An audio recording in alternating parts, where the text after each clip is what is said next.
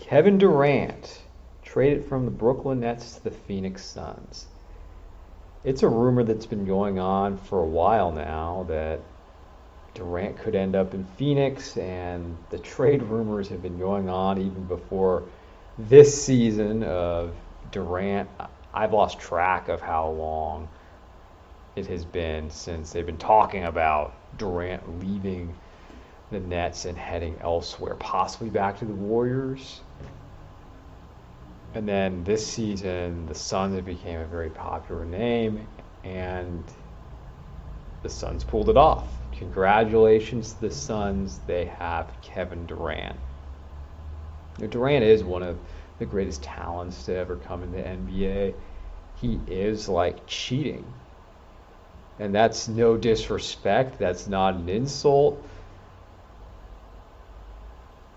He's a guard with the skill set of someone such as Michael Jordan or Kobe Bryant in a near 7-foot body.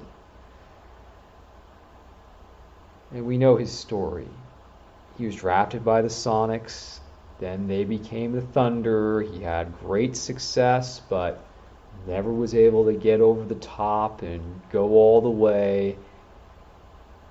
He joins the Warriors. It is one of the great teams that has ever been assembled. I mean, the Warriors, for those 2 seasons, isolating them with their first championship and then winning the 73 games and losing in 7 to the Cavs. Those 2 seasons were 2 of the great seasons for any team in NBA history, even though they didn't win back-to-back. He joins that team, and they become a dynasty. Durant wins back-to-back finals MVPs. They go to 3 straight finals. We know the story. He gets hurt in the finals trying to return.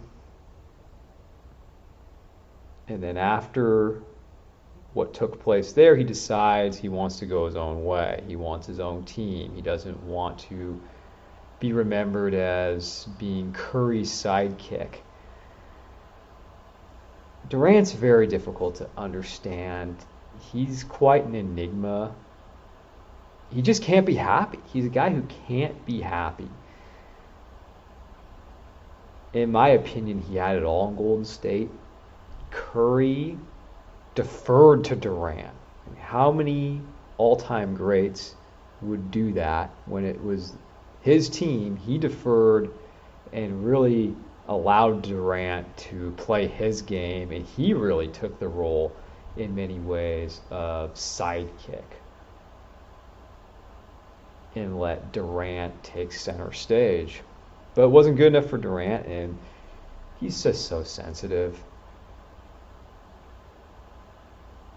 And that's one of the reasons why he can't be the guy on a championship team. He can't be the leader. He's too sensitive. And he can't be happy. There's always something wrong with whatever situation he's in. And I would take Durant on my team any day. I would. But he can't be your leader, which to me is always going to leave him out of the conversation of the greatest of the great players. Whether that be Michael Jordan, Kobe Bryant, Larry Bird, Magic Johnson, LeBron James, a contemporary of his. He's not on their level because it's true. He could not get to the mountaintop being the guy like all these other players. And I even add Curry. He's not on the level of Curry. Even if, let's say, he wins 2 more finals and Curry wins no more and they have the same amount of championships, Durant's not there. It's still a team game. It's not an individual game. And as great as he is, he's not able to put a team on his shoulders like he should be able to.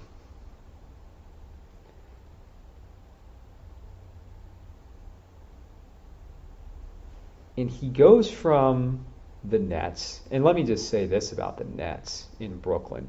That's a failure.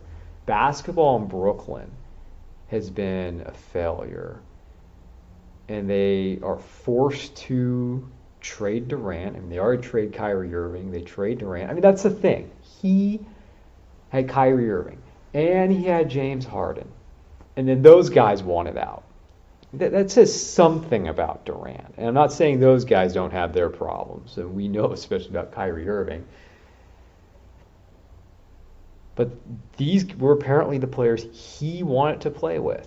And then he says, no, I'd rather play with Kyrie Irving than Stephen Curry and Klay Thompson.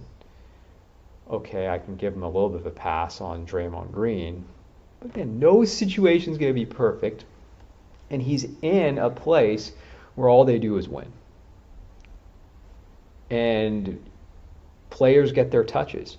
Curry got less touches and a lot less shot attempts for Klay Thompson. They let Kevin Durant be the star, and it still wasn't good enough for him. And I think back that, let's just say if he stayed with the Warriors and he remained with the Warriors, how many championships would they have won? Okay, I accept that they lost the finals to the Raptors, and I think if they were healthy, they would have won. They wouldn't have won in the bubble because everyone was hurt. But tell me, if it was the 2021 season, well, the finals, let's just say the 21 finals, I think they win. And I'm not disrespecting the Suns. I'm not disrespecting the Bucks. But if you told me it was, even without Thompson, that was Curry, Durant, and Green, whoever other supporting players there might be, I think they beat the Suns without any issue. And as good as the Bucks are, and I know the Bucks do present problems for the Warriors,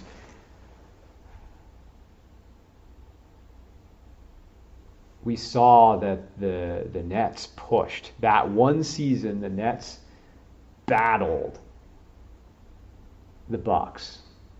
I think between Curry and Durant, they would have taken down Giannis and Middleton. Maybe it would have been 7 games. But then, okay, at the minimum, they would have won last season together. And then this year, they'd be the favorite. So with Durant, it comes back to, okay, he wasn't able to pull it off on his own. Now it's about winning again.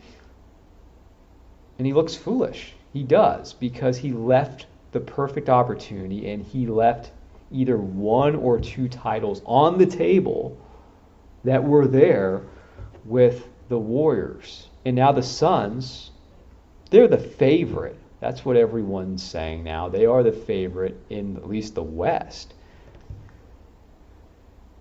They have Chris Paul, not who he was, but now he doesn't have to score as much with Durant. He can just play more of a true point guard. They got Booker, and then they got Ayton. The rest of the team, though, is thinner after the trade. There's no question about it. But I say again, what does that do for his legacy? He's got a future Hall of Fame point guard. He has a multiple-time All-Star in Booker.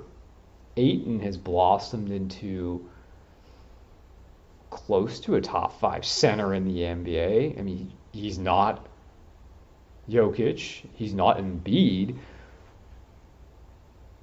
but he's the tier behind those guys, and he's an all-star caliber center.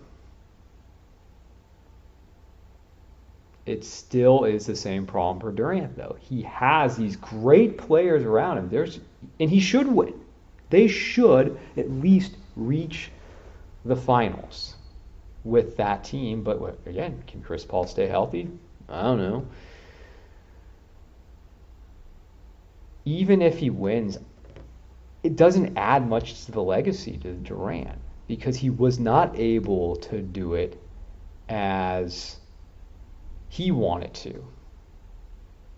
He was not able to do what LeBron James has been able to done. It's true you can't win alone. You have to have other good players around. You at least have to have one other all-star caliber guy on your team and a good supporting cast.